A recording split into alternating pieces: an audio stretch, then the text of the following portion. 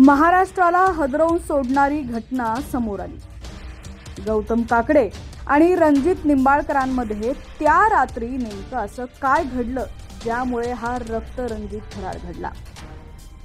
बातमी काय आहे, प्रकरण काय घडलं होतं पाहूयात। त्याआधी तुम्ही HPN मराठी न्यूज चॅनल पहिल्यांदाच पाहत असाल आणि अजूनही चॅनलला सबस्क्राइब केलं नसेल तर नक्की सबस्क्राइब करा आणि बेल आयकॉनवर क्लिक करून नोटिफिकेशन्स मिळवा, जेणेकरून आमचे अपडेट्स लवकरात लवकर तुमच्यापर्यंत पोहोचतील।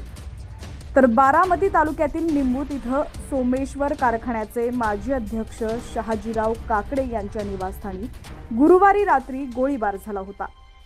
बैलाच्या देवाणघेवाणीवरून झालेल्या गोळीबारात फलटण येथील रणजित निंबाळकर गंभीर जखमी झाले होते। त्यांचा पुण्यातील रुग्णालयात उपचारादरम्यान मृत्यू झाला।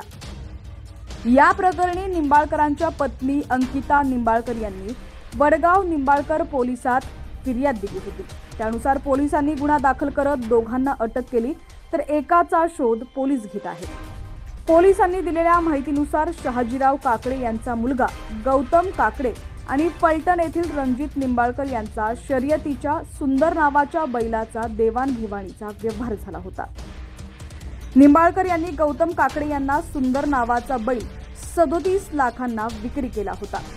त्यातील 5 लाख दिले होते, तर उर्वरित रक्कम मांडण्यासाठी निंबाळकर हे गुरुवारी 27 तारखेला आपली पत्नी अंकिता आणि 2 मुलांसमवेत रात्री 11च्या सुमारास निंबूत येथील गौतम काकडे यांच्या निवासस्थानी गेले होते। तेव्हा गौतम काकडे म्हटले, तुम्ही संतोष तोडकर यांना मी तुम्हाला पैसे दिले नाहीत असं का सांगितलं? तुम्ही असं बोलायला नको होतं। मी तुम्हाला सकाळी पैसे देतो, तुम्ही आता स्टॅम्प पेपरवर सही करा। त्यावर निंबाळकरांनी, तुम्ही माझे राहिलेले पैसे द्या, मी लगेच सही करतो आणि जर तुम्हाला व्यवहार पूर्ण करायचा नसेल तर तुमचे 5 लाख रुपये मी तुम्हाला परत देतो, माझा बैल परत द्या असं बोलले।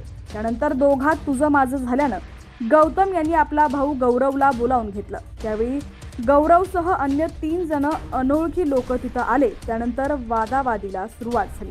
त्यानंतर गौरवनं त्याच्याकडे असलेल्या पिस्तुलातून रणजित निंबाळकर याच्यावरती गोळीबार केला।